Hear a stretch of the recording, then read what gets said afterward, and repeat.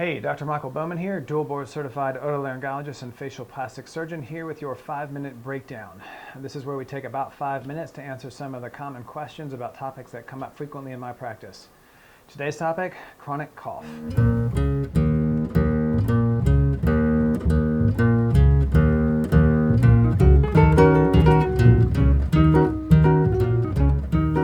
Okay, so chronic cough. This is something that comes up very frequently and can be very vexing for many patients.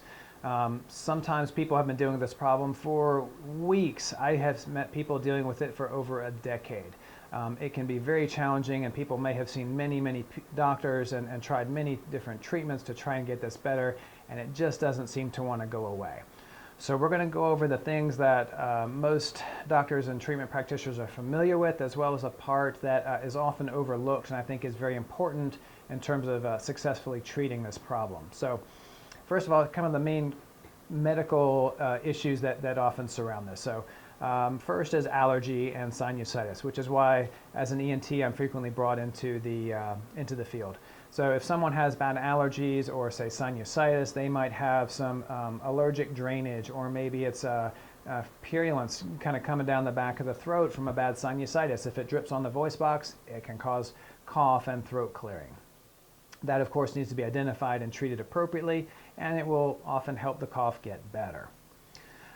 Next, of course, one of the causes of chronic cough can be lung problems. And so you don't want to overlook something like cough variant asthma or emphysema or chronic bronchitis. Rarely things like lung tumors can present with a chronic cough. So appropriate workup there is appropriate, often with a chest x-ray, a good listen to the lungs and things like that. And of course, appropriate medications as indicated for those different conditions. Another common exacerbator of chronic coughs is what's called silent reflux, or sometimes LPR, laryngeal pharyngeal reflux. We differentiate this from GERD, which stands for gastroesophageal reflux disease, because it takes a fair amount of acid to cause heartburn and reflux symptoms and irritation here in the chest. It takes very little acid to irritate the back of the throat. So one bout of reflux, if it makes it all the way up to the voice box, can be very irritating and contribute to a lot of symptoms, while it doesn't really do any significant damage to the esophagus.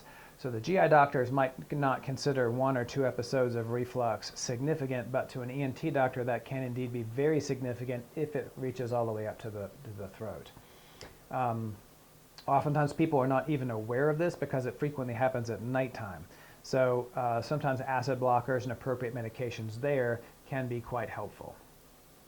Also, sometimes drugs play a role. One of the more common culprits is lisinopril, which is a member of the ACE inhibitor group.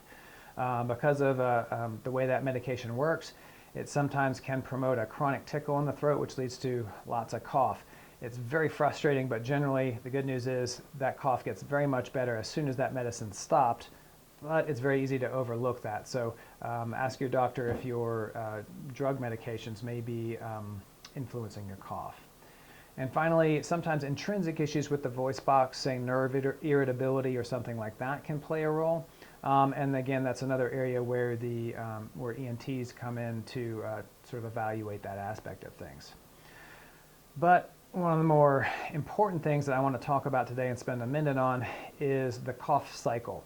And so if you've had a cough that's been going on for, say, more than a few months, the cough cycle is playing some kind of role in the continuation of your cough or throat clearing. It may not be the entirety of the problem, but it's certainly a contributor, and until we address it, it's very difficult to make that problem go away, even if everything else is treated appropriately.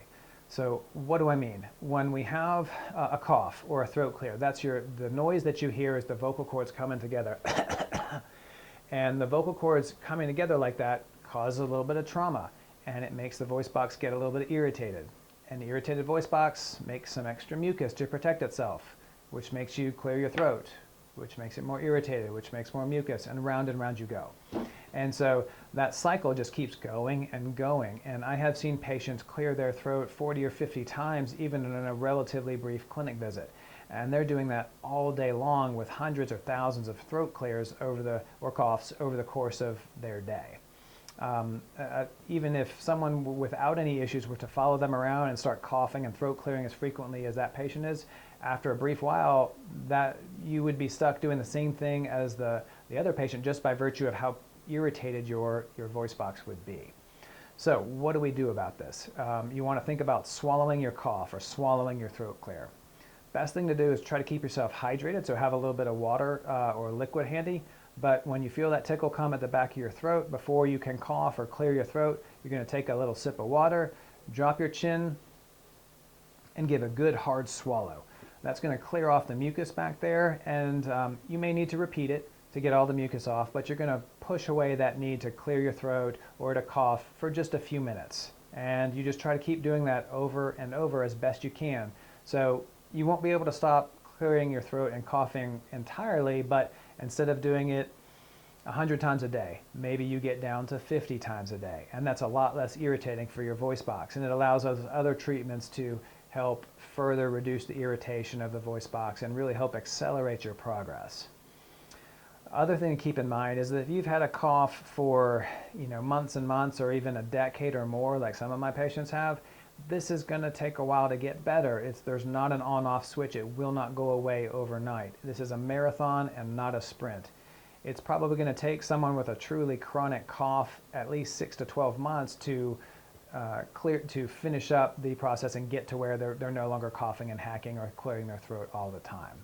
So you want to set your expectations appropriately, so you just kind of hang in there and look for those small improvements, dropping from 100 coughing fits a day down to 50. That's a lot of improvement, but that's still a lot of coughing that you're doing. And so you don't want to get discouraged by the fact that you're still coughing, but look for that sign of improvement. So chronic cough, definitely a challenging problem. Please reach out to your doctor to see if they can help you out, or if you'd like to come see me for a virtual visit, you're welcome to do so.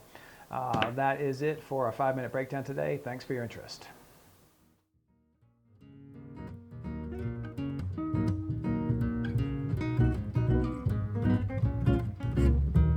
Hey, thanks for watching this video. As always, this is meant to be general educational material and is not meant as specific medical advice for you or your family.